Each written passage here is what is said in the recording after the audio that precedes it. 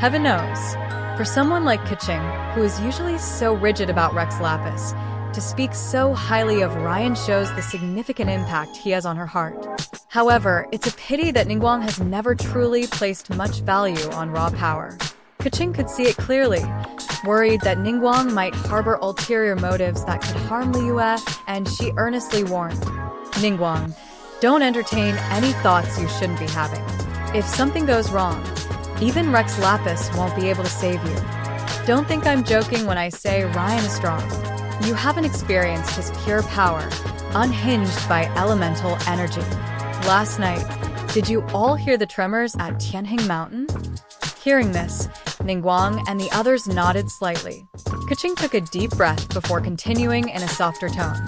When Ryen was clearing out the monsters, he almost shattered Tianheng Mountain with a single punch. He barely diverted the force at the last second, leaving an endless expanse of blank space in the sky.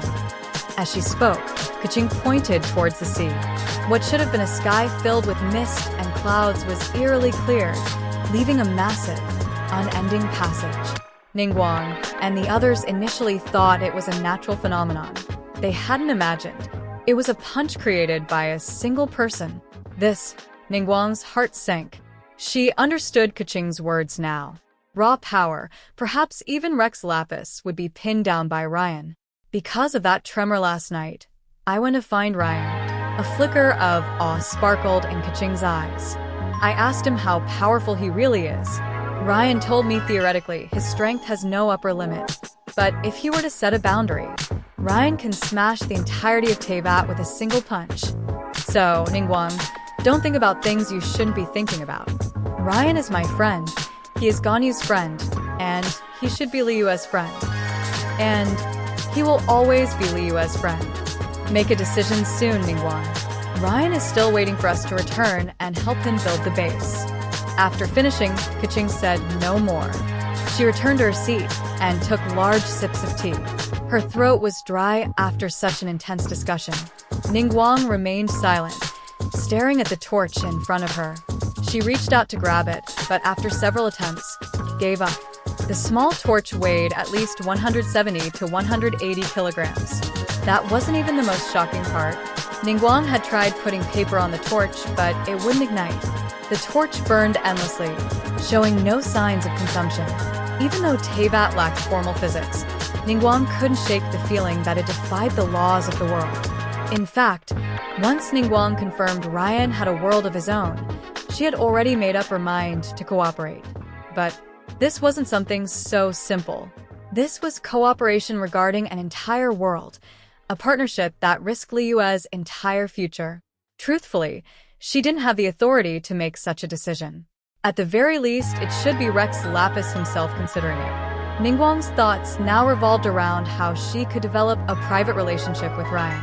A single world could not only elevate Liyue to the strongest position in Teyvat, but it could also multiply her personal assets several-fold. She could harvest all Mora across Teyvat into her jade chamber. Establishing a connection with Ryen, she was confident she could make it happen, with a 99% success rate. Thus, Ningguang never considered using underhanded methods. She was too clever to overlook such matters. Holding the treasure of an entire world without means of protection, no one would dare speak of it.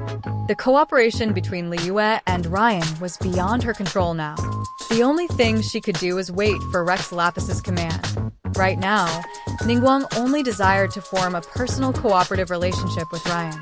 Thinking this, Ningguang couldn't help but feel a pang of regret. If only she had known about Ryen's investment potential earlier, she would have reached out to him a year ago. She felt a bit envious of Keqing and Ganyu. Yet, she couldn't help but feel a little disappointed for them. With their connection to Ryen, a little bit of business acumen would make them wealthier than she ever could imagine. But these two weren't thinking about wealth at all. They were only focused on mining together with Ryen.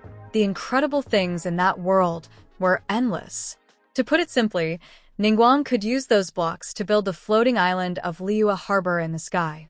The cost would be far smaller than constructing the Jade Chamber. Thinking of this, Ningguang glanced back at the pile of blocks scattered in front of her. Though it was undeniably magical, it looked so out of place. Letting out a sigh, Ningguang spoke. This matter aside, I trust you all now.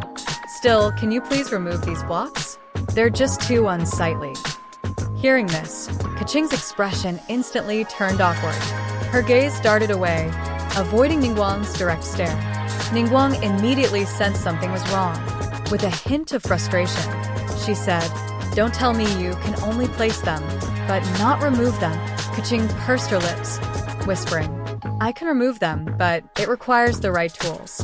Tell me what tools you need, and I'll have someone bring them." Ningguang felt a headache coming on as she looked at Keqing, who seemed incredibly unreliable. Keqing shrugged nonchalantly, saying, "Can't be helped. I tried. Teyvat's tools can't break these blocks. We need tools from that world." Ningguang's vision blurred as she stared at the chaotic scene before her. Rocks jutting out, old trees casting shadows, a complete mess. Her blood pressure soared. "So, do you have those tools from that world?" Keqing seemed a bit embarrassed, mumbling, "I do have them. Before we left, Ryen gave Ganyu and me a pickaxe, an iron axe, and a sword. Then, hurry up and remove them." Ningguang's voice rose slightly, clearly beyond frustrated. "After you're done, take them to the port. No, take them to the General Affairs Office for processing. Break the coal down, sell it to Inazuma to open channels. Maybe with this coal, we can control the north bank of Liyue Harbor." Ningguang quickly devised a plan for these materials. 200 tons of material was no small resource. It could bring in a substantial amount of Mora.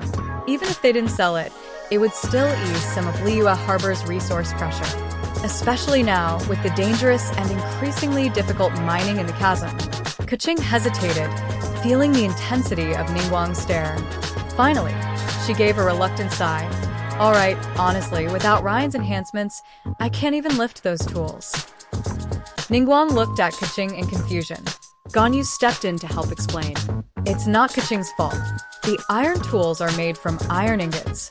One iron ore produces one iron ingot, and each iron ingot weighs over 900 kilograms.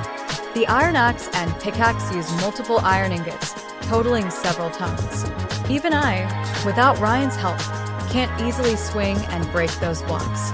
Ningguang was shocked by how heavy an iron ingot was and the sheer value of iron ore.